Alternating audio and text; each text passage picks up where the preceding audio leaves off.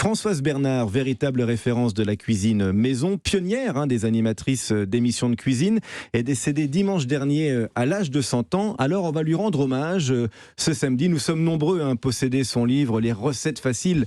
Un livre, rendez-vous compte, sorti en 1965, plusieurs fois réédité chez Hachette. Qu'est-ce que ça évoque, tiens, pour vous, Olivier, quand je vous dis Françoise Bernard ?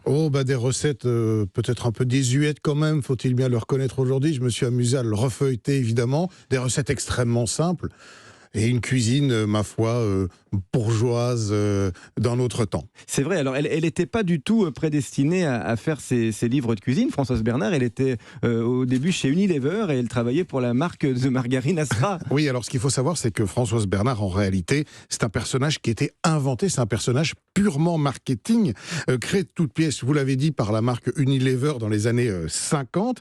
Alors il s'agissait d'incarner finalement une cuisinière qui allait prodiguer des bons conseils pour vendre les produits. Alors on a choisi le nom de Françoise Bernard parce que c'était des prénoms qui étaient très donnés à l'époque, et on les a collés. On est allé chercher une des secrétaires de direction du groupe, on lui a dit, toi t'es une bonne tête. André Jonquois, voilà. C'est comme ça qu'elle s'appelait. Tu vas devenir l'égérie, mais en fait elle n'était pas du tout une vraie cuisinière à la base. Et après, Seb a récupéré Françoise Bernard, Yves. Oui, ils l'ont récupéré, voilà, c'est vraiment du marketing pur et dur, mais c'est vrai que le fait parce qu'ils vendaient des robots, donc ils intégraient dans les robots les recettes de Françoise Bernard, et c'est devenu, ça a inondé le marché.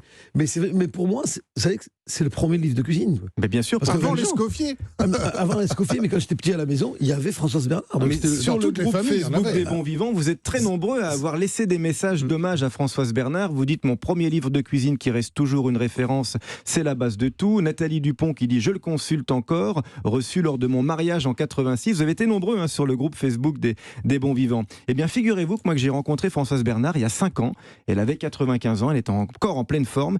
Et elle m'avait cuisiné quoi ? Eh ben non, c'est moi qui l'ai cuisiné. Je lui ai demandé de me raconter comment elle avait décomplexé la cuisine du quotidien. C'est pas une grande cuisinière, j'étais une jeune femme qui voulait apprendre à faire la cuisine en ne parlant pas le langage des livres de classe. La forme, c'est comme même moi qui les fait connaître, pas de jargon. Alors j'étais entre les mains de cuisiniers, je les ai vus travailler, j'ai acquis bien vite. Mais le savoir vient quand vous avez l'envie et que vous êtes obligé de le faire.